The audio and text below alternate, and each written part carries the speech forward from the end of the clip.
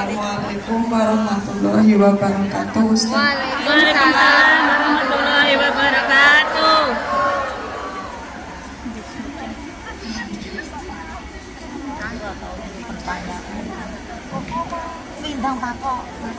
Ustadz, saya ingin bertanya, pengalaman saya sendiri, saya kan perkenalkan, saya Delta Fitriani asal Lampung. Saya salah satu jamaah Ustadz dari 2018 secara online.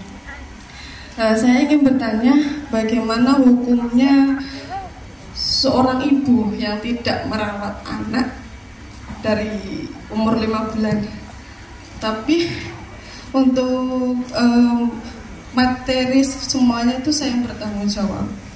Tapi dari pihak ayahnya menjelek-jelekkan saya bahwasanya seorang ibu itu, ibumu jahat, ibumu tidak merawatmu dan ibumu meninggalkanmu gitu.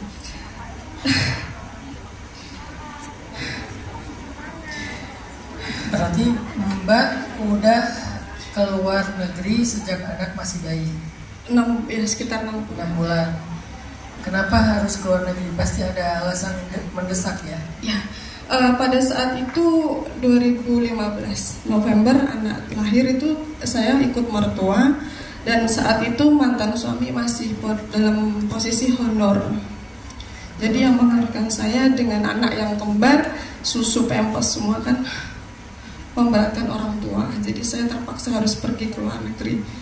Dan setelah itu saya disalahkan dari pihak mertua, mantan mertua, dari pihak anak sendiri pun sekarang sudah 9 tahun, bahwa anak juga menyalahkan saya. Masa ibu jahat, ibu tidak mau saya.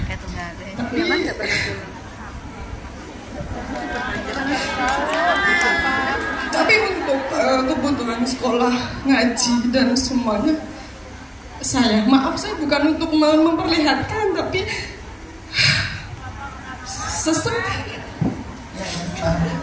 saya minta bagaimana hukumnya dan saya harus bagaimana, Ustaz.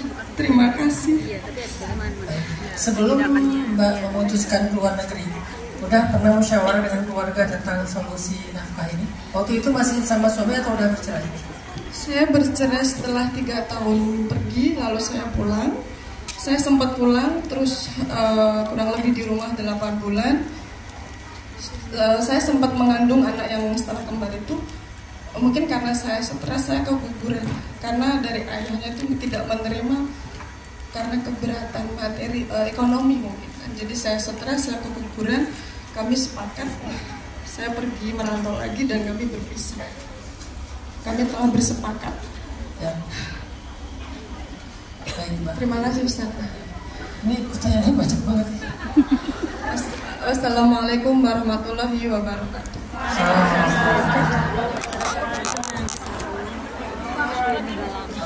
Ini maaf ya kalau nggak semuanya bisa dijawab, karena ini saya nggak sempat juga. Kalau mungkin panitia bisa tolong di satu-satuin temanya yang serupa, jadi nggak semuanya saya bacain. Baik Mbak, pertama prihatin dengan cerita Mbak tadi tentang kondisi di rumah sama keluarganya. Yang kedua, saat ini yang paling penting bukan bicara tentang salah dan benar menurut saya, tapi bicara apa maslahat terbaik yang bisa diambil dalam kondisi kayak gini. Karena kalau bicara salah dan benar itu kan relatif ya, semuanya ada bagiannya. Bagian suami, bagian mbak, bagian orang tua, bagian wali. Wali di sini bisa ayah, bisa saudara, bisa paman. Semuanya punya peran dalam hal ini. Salahnya kita di Indonesia adalah ketika ada masalah keluarga atau masalah rumah tangga, terutama masalah ekonomi, apalagi kalau sampai terjadi perceraian, itu para wali itu hilang seperti ditelan bumi. Tapi nanti kalau ada urusan warisan, biar mereka seperti bangkit dari kematian, tiba-tiba muncul gitu. Itu yang terjadi di Indonesia. Walaupun nggak semuanya, tapi seringnya kayak gitu kan. Paman, kemudian saudara, ayah. Ini kan 3 ini wali nih. Tapi begitu ada masalah, misalnya cerai, anak perempuan ini nggak dinafkahi lagi oleh suaminya karena udah bercerai. Otomatis dia kan ke lingkungan, dia kesusahan dalam ekonomi kan. Maka siapa yang bertanggung jawab terhadap nafkah dia setelah dia cerai sama suaminya, setelah selesai masa iddah? Ayahnya, walinya. Kalau ayahnya nggak mampu atau mampunya cuma 1/3, 2/3-nya ke siapa? Saudaranya cuma mampu 1/3, 1/3-nya lagi harusnya siapa? Paman dari ayahnya, kan gitu kan harusnya. Karena perwalian itu bukan cuma pas akad nikah, perwalian itu adalah tanggung jawab. Makanya kenapa mereka mendapatkan warisan, supaya mereka bisa bertanggung jawab menafkahi. Bukan cuma dapat warisan karena darah doang, udah itu pergi hilang. Nggak fair banget kalau kayak gitu. Kenapa laki-laki dapat bagian warisan 2 kali lipat perempuan? Karena laki-laki berkewajiban menafkahi, perempuan tidak berkewajiban menafkahi, kan gitu ya?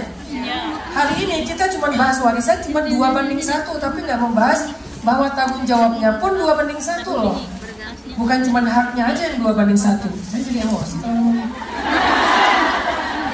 Karena yang terjadi di Indonesia itu kayak gitu, yang bikin saya sebel gitu. Orang ngerti banget tentang 2/1 warisan, tapi nggak ngerti 2/1 tanggung jawab. Makanya kalau ngomongin siapa yang salah dan benar, menurut saya Mbak udah sangat relatif lah, dan nggak terlalu maslahat hari ini ngomongin salah dan benar.